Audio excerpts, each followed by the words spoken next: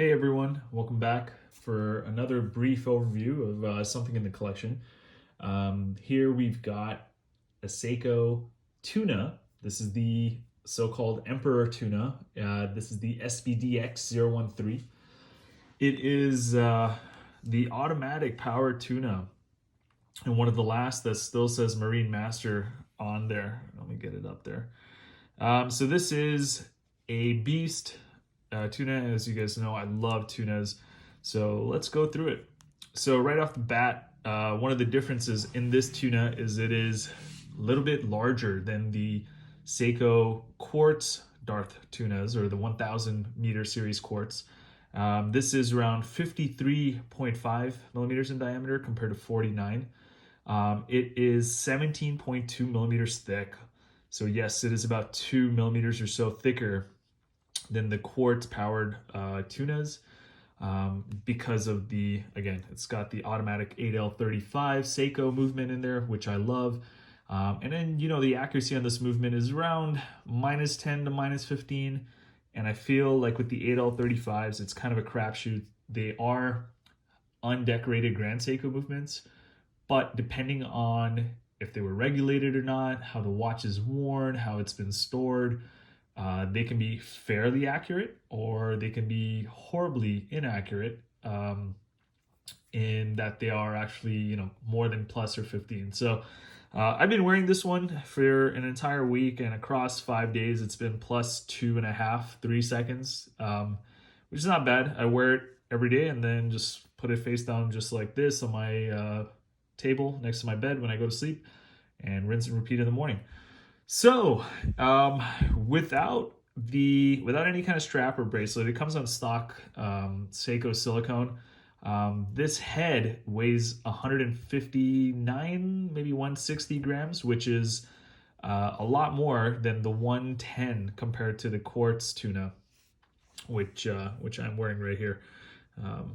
So this head is just on its own is around 110 in terms of weight, and this is around 160. So it's about 50 more grams, which initially, if you've been only wearing the lighter quartz tunas, you will notice. Once you wear it, you don't even notice it anymore.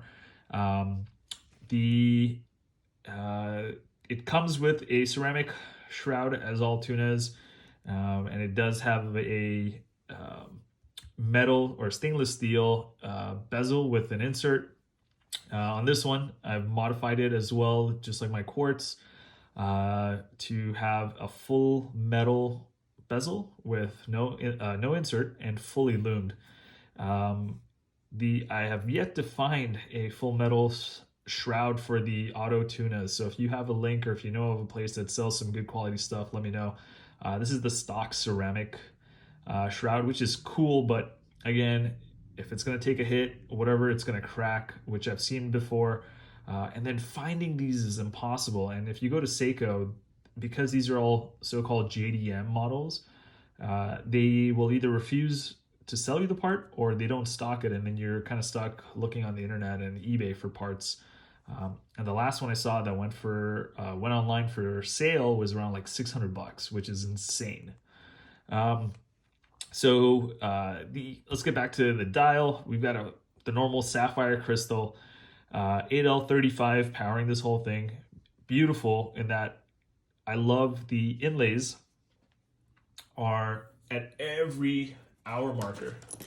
And what that does is when you're at night, you get a loom plot at every hour marker. You've got the window on a black date disc, opening it up so you can see it around 4:30 or so, which is awesome. And you can take a look. It's got the newer style hands with the arrow and the longer kind of minute hand.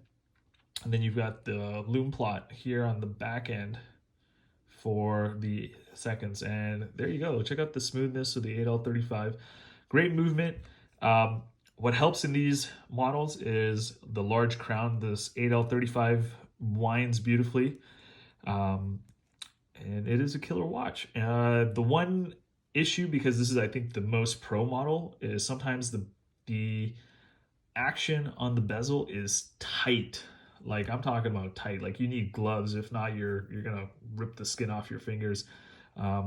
I can move it, and you can see it's got a very purpose-driven, and you know, I'm sure it'll loosen up. I've tried everything. I've tried adding silicone grease from Seiko's, which usually works. Though I will say, I'm gonna stop now. I will say that this is probably due to the tighter tolerance now between this aftermarket bezel and the stock shroud. The stock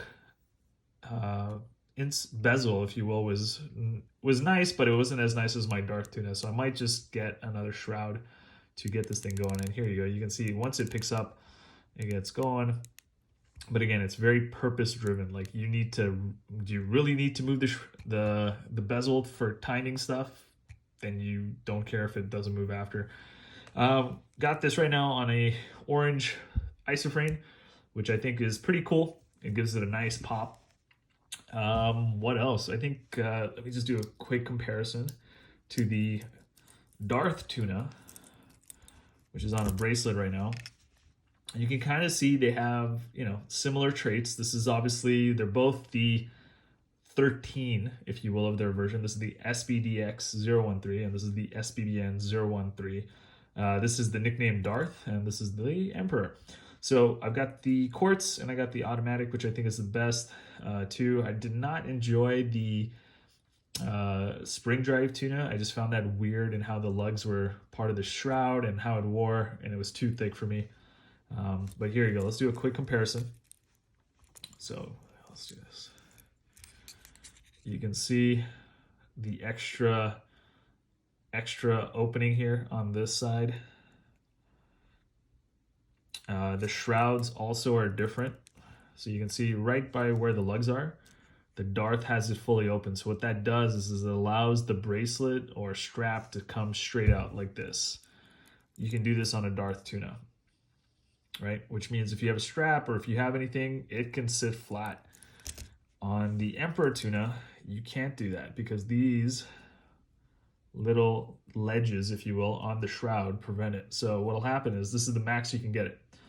So if you've got a flat wrist, which I do, these type of rubber straps or whatever, or any kind of NATO or whatnot, will generally, following the curvature of your hand, will lift the watch off the surface, which is why I tend to wear this on the bracelet, which is currently on the Darth.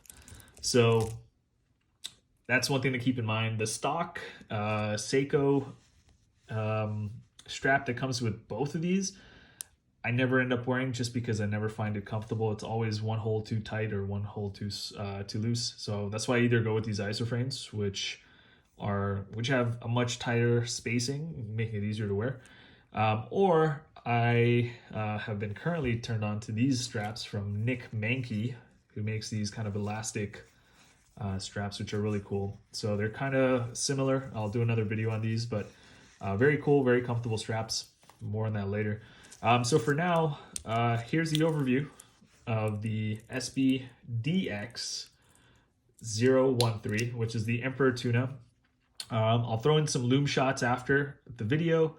Once again, guys, I appreciate everyone's time. I love the comments. I love responding to you. So if you can take a quick minute to like and subscribe, that way you'll be notified whenever I drop new videos. And I'm going to be doing a little bit more of the engineering and kind of the more technical stuff behind the watches now in my collection, especially when I get back a watch that's currently out for service.